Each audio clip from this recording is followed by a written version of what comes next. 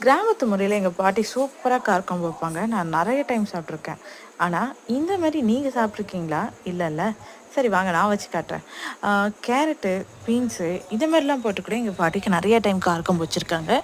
ஆனா, இன்னொரு முறையும் வைப்பாங்க. அது என்னன்னா, கத்திரிக்காய், உருளைக்கிழங்கு, கருணக்கிழங்கு இந்த மாரி போட்டு வைப்பாங்க. அததான் நான் உங்களுக்கு செஞ்சு காட்டப் போறேன்.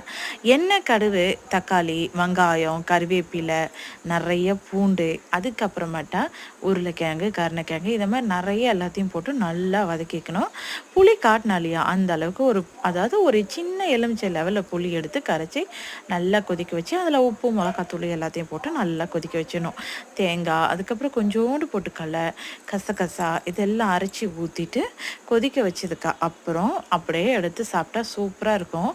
எங்க பாட்டி அவங்க மட்டும் சாப்பிட மாட்டாங்க. சாதம், ரசம், காரக்குழம்பு, அதுக்கப்புறமேட்டா பூசணிக்காய் கூட்டு அப்படின்னு சொல்லி அவங்களுக்கு பிடிச்சவங்களுக்கும்